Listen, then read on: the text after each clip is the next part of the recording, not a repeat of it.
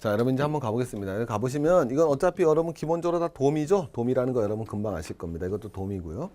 자, 차이가 난다면 이거는 컨스탄티노플에 있는 성소피아 성당입니다. 그래서 이제 전형적인 기독교적 양식으로 지어졌다는 거 알 수 있겠죠.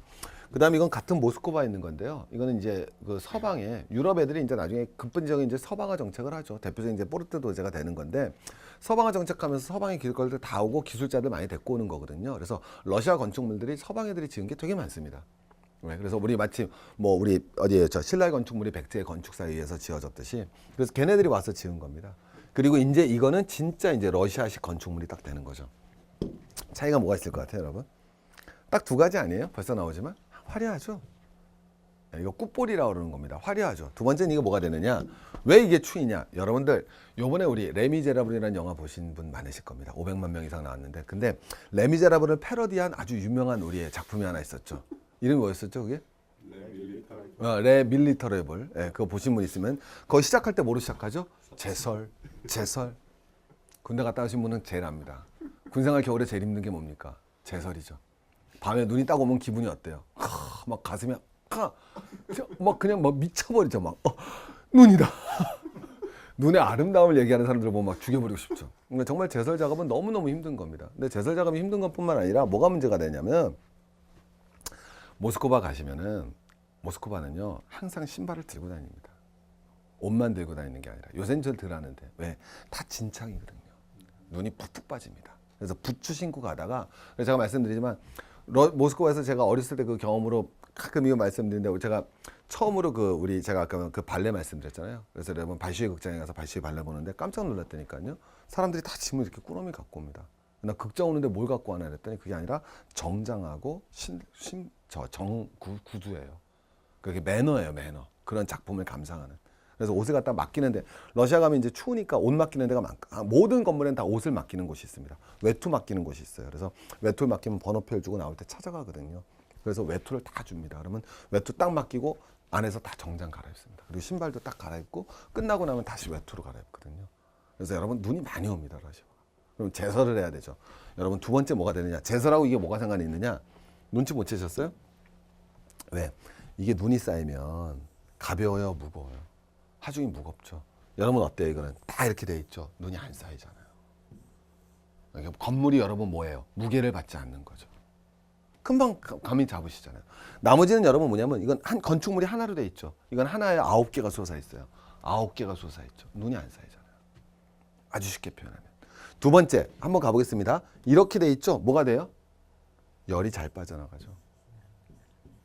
춥잖아요. 쉽게 얘기하면. 이렇게 돼 있으면 올라가서 나가야 되죠. 우리 굴뚝 길게 뽑죠. 그죠? 연기도 잘 나가라고 그러지만 단열 때문에 그렇죠. 그래서 여러분 뭐예요? 단열이 잘 되는 거예요. 세 번째, 이건 그냥 돌로만 진 거거든요. 러시아는 여러분 기본적으로 목재 건축물입니다.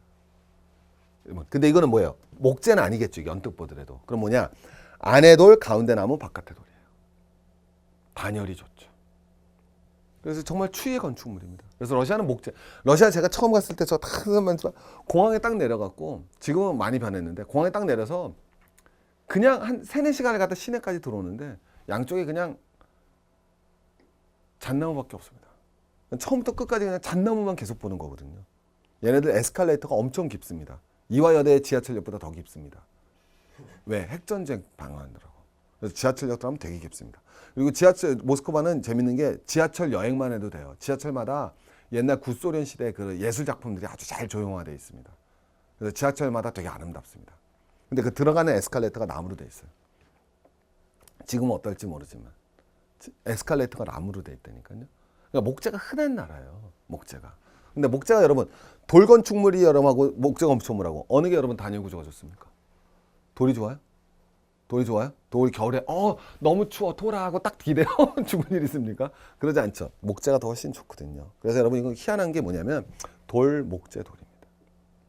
네. 그리고 이렇게 돼서 단열이 돼 있죠. 눈이 안 쌓이죠.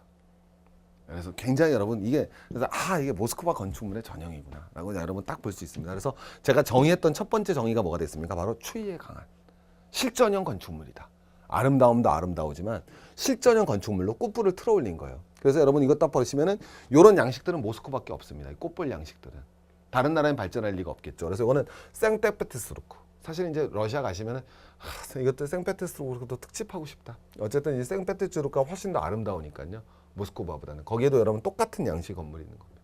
러시아에서만 나오는 전형적인 양식 건물이고요. 그래서 꽃불이라는 것이 양파 모양으로서 대지의 촛불이고 뭐 염원이고 뭐 기독교니까 이 당시에는. 그래서 불꽃을 상징하는 이스크라라고 그러죠. 이스크라. 네, 이스크라라고 하는 불꽃. 그래서 타타르에 대한 8번의 승리를 기념하면서 나왔던 작품이다. 이렇게 보실 수 있습니다.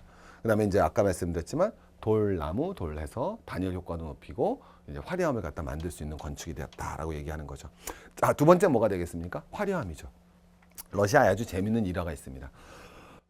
이제 얘네들이 이제 블라디미르 대공이에요. 근데 블라디미르 대공이라면 뭐냐면 우리가 이영의정 뭐 이런 식인 거니까 뭐 사람들이 많겠죠. 근데 일반적으로 블라디미르 대공 그러면은 이 사람이 제일 유명한 겁니다. 이게 한 10세기예요. 10세기 때인데 이제 러시아가 드디어 이제 뭐 하겠습니까? 이제 막 러시아는 되게 이제 얼마 안 된 나라예요. 역사가 얼마 없습니다. 이게 뭐 추위에서 이게 진짜 러시아 이 나중에 역사 보면 추위에서 막 4세기 5세기까지 그냥 빤스만 입고 빤스만 입으면 추워 얼어 죽겠구나. 그러니까 가죽옷 입고 뭐 바이킹만도 못한 그 역사가 없던 그런 겁니다, 여러분.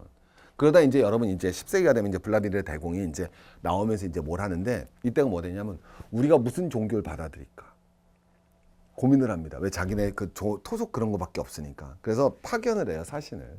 그래서 이슬람도 가보게 하고 그 다음에 카톨릭도 가보게 하고 그리스 정교도 가보게 합니다. 오케이? 이슬람 갔다 온 사람한테 딱 맨 처음에 카톨릭 갔다 온 사람이 딱 오잖아요. 어때? 우리가 믿을만해? 그랬더니 볼품 없어.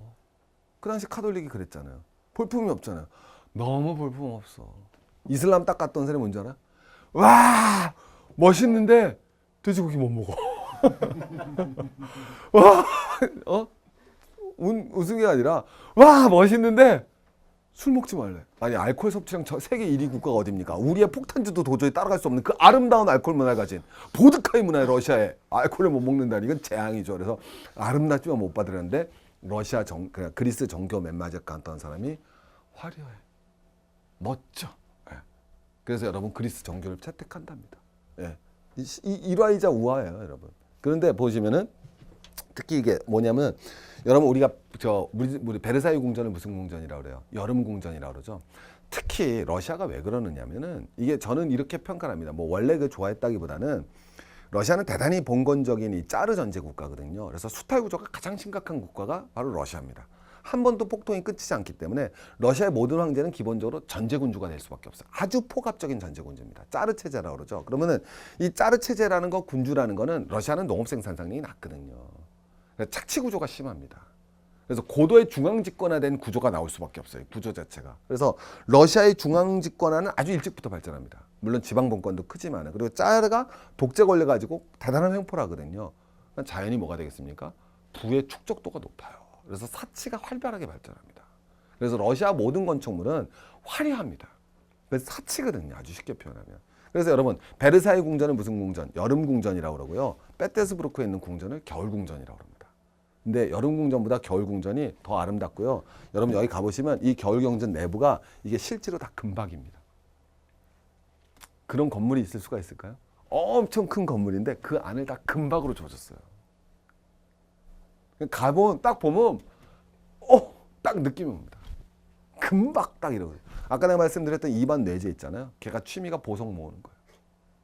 그래서 보석을 모아갖고 틈날 때마다 문 열고 보석 이렇게 보고 있고 사신들 오면 보석 자랑하고 절대 폭정 군주인데 아주 재밌는 나라입니다. 그래서 여러분 딱 나오시면은 그래서 예를 들면 양식일 이제 성화를 우리가 이코나라고 그러지 않습니까? 제가 미술사에서도 강의를 했지만 근데 전형적으로 이코나가 발달한 건 비잔틴이죠.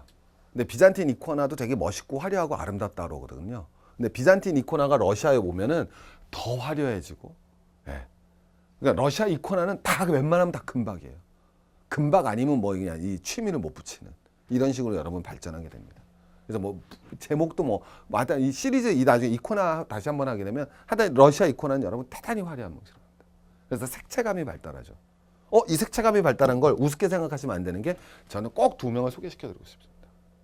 바로 우리 색채의 마술사 그러면 누구라 합니까? 예, 샤갈 그러죠. 바로 샤갈이 뭐가 되겠습니까? 마르크 샤갈이 러시아 사람이죠. 몽환성. 우리 샤갈 또 미술사에서 한번 해볼까요? 어쨌든 뭐가 된다? 이 화려한 색채미. 예, 뭐 닭이 뭐 왜 나오는지 모르겠어요. 이 닭다리 같은 자식. 근데 어쨌든 이 화려한 색채미와 몽환성과 유태의 그런 토속성이 결합되는 게 우리가 이제 샤갈의 작품이라고 하는 건데, 그 다음에 여러분 칸딘스키 아닙니까? 예. 아니 미술에서 색하면 칸딘스키하고 샤갈 빼고 무슨 얘기를 해요? 근데 공교롭게 다 러시아 사람이죠.